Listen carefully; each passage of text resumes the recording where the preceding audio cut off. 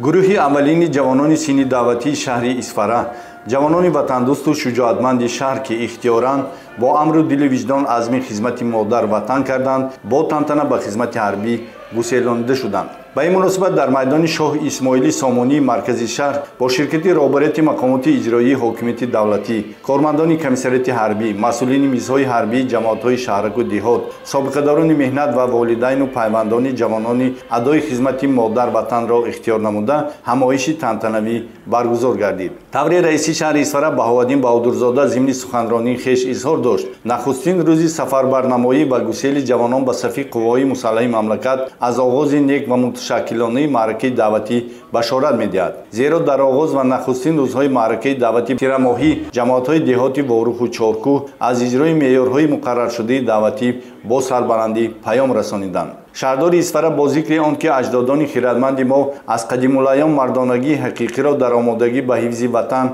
و جانفدایی به نام وطن می‌دیدند، بزرگمردان چون سپیتامین و دیوشتیج، تیمورملیک و واسع و ده‌ها دیگران را که خوشبختی کاملی مردم خود را در موجودیت وطن دیده و بهر حفظ و حمایت سرزمین اجدادی خویش جانفدایانه مبارزه بردند، تمثال قهرمانی و وطنداری ارزیابی نموده حامیان آینده وطن را به خدمت صادقانه و باشرفانه هدایت نمود. برآمد کنندگان ضمن سخنرانی از مقدس بودن وطن و حتمی بودن خدمت حربی یادآور شده با تذکر ضرورت دفاع از مرز بوم تاجیکستان صاحب استقلال و شرف و ناموس ملت به جوانان در ادای خدمت عسکری صبر و تحمل، شجاعت و دلیری، بردباری و سربلندی و مظفریت‌های بی‌نظیر را تمنا نمودند.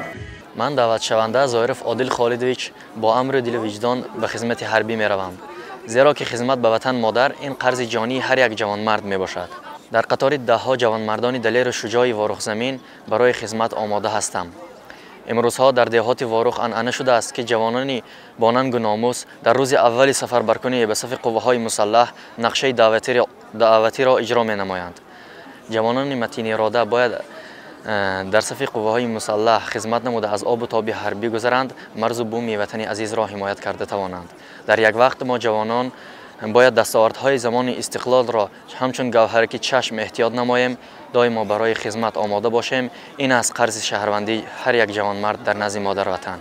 در جریان همایش همچنین رئیس شورای سابقه‌داران مهنت شهر صادقخان قاسمی و مادر دعوت شونده لیلی خان جوره و برآمد نموده نخست به جوانان در موسم تیرماهی از اولین ها شده به ادای خدمت حربی سفربر شونده اظهار سپاس و منتداری کردند. سرباز به تازگی خدمت عسکری را به اتمام رسانیده خرسند مراد حلیموف اظهار داشت که خدمت در صف قوه‌های مسلح مکتب مکمل حیات و آبتاب اخلاقی و جسمانی عرصه دلیری و مردانگی می باشد و باید جوانان سینی دعوتی برای بجا آوردن خدمت مادر وطن کمر بندند. دعوت شوندگان الهام جوریف و برادران حسن جان و حسین جان سنگین فا برآمد نموده از جمله اظهار داشتند که جوانان نباید از خدمت حربی سرکشی کنند، زیرا عسکری بجز ادای قرض شهروندی بودن مکتب خوبی جوانمردی و صداقت و آمادگی به زندگی مستقلانه و رسیدن به قدر پدر و مادر، دادر و خواهر و نسیم فارمی زادگاه است. آنها از نام جوانان باور و ناموس، جوانمردان حقیقی که افتخار بلند ملی دارند و وطنشان را از صدق دل دوست می‌دارند، در نزد اهل جماعت با تنتنه وعده دادند که در صف قوه‌های مسلح کشور خدمت مادر وطن را با سری بلند و دل پاک ادا خواهند کرد. هنرنمایی اهل فرهنگ شهر و شادی و نشاط سربازان و نواسگران انجام بخش این جماعتی با شکوه بود.